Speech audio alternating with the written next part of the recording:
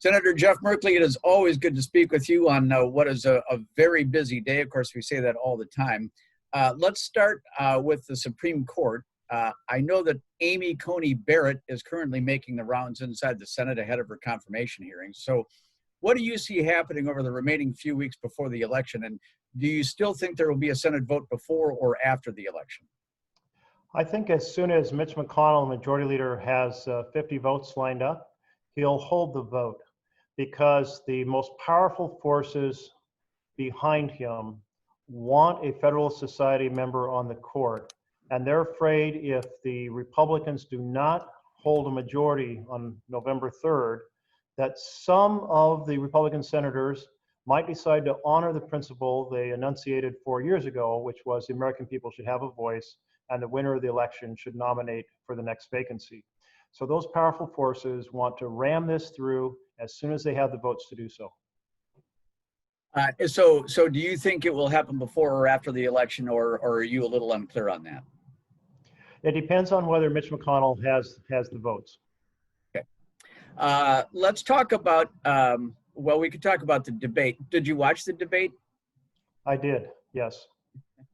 Well, President Trump continues to spread a lot of misinformation about mail-in ballots. In your opinion, is the infrastructure we have strong enough to withstand these assaults on voting integrity that he continues to espouse?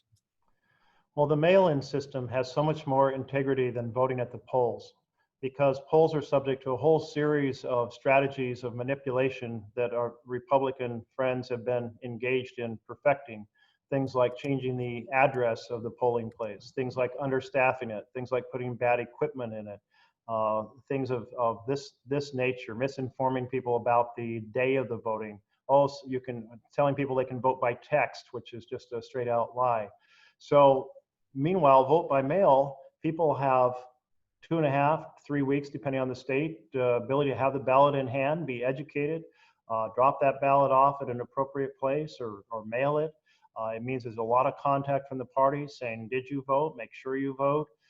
It's just has a high integrity system of verification through signatures. And we have 20 years of showing how it's done and done right. And it's not just a blue state thing. Utah votes by mail and they love the system as well. It works well. The reason President Trump doesn't like it is because it undermines his ability to manipulate the vote on election day. Do you have confidence that all the votes will be counted and the results will be accepted? I believe that each state has different rules for how votes are counted. Some states you have to be postmarked by the date, but then we're really pushing the Postal Service to make sure that they postmark everything that comes in on or before Election Day. Some say the ballot has to be received by Election Day. That's the Oregon standard. But I think that this whole conversation means that the postal system will be able to handle it just fine, as long as there isn't a lot of interference by those who want to undermine the success of this election. Let's move on to two quick Oregon-related topics, wildfire relief and the ongoing protests. I know you visited more communities affected by the wildfires. So what did you see and what's the latest on some help for the people who are affected? Yeah, I spent 4 days out on the road visiting refugee centers, fire command stations, and visiting towns that had been scorched badly or incinerated by the fires. I'll be back out this Saturday and Sunday doing the same with Senator Wyden. And we're bringing in the head of FEMA to show him firsthand the impact so that he can really help drive the provision of resources for the Oregonians who have been so profoundly affected.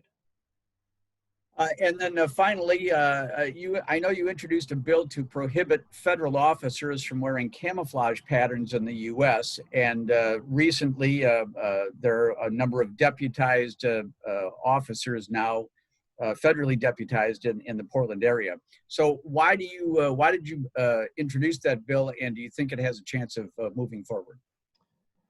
So I introduced it because it's a follow-on to my No Secret Police in America Act, based on the very inappropriate conduct of the federal forces when they came to Portland. They did not wear agency insignia, so you didn't know who they were with. They did not wear a visible individual identifier, so when they behaved in outrageous ways and it was on film, you couldn't hold them accountable, which is exactly why they didn't have individual identifiers. They went far afield from their mission of protecting federal centers to grab people off the street and throw them into unmarked vans. But one of the things that I didn't have in my bill was this ban on camouflage. And the reason this is an important additional piece is the white supremacists come in dressed in camouflage. And so people were terrified that these federal officers in camouflage were actually white supremacists grabbing them and throwing them into vans. And we don't need that confusion. Well, Senator, it's been a busy day, and we're on a tight schedule, as I know you are too. So thank you so much for giving us a few minutes of your time. Best of everything, and stay healthy, sir. Tim, you're very welcome. I'm looking forward to be back in Oregon this weekend. Thanks. See you. Take care.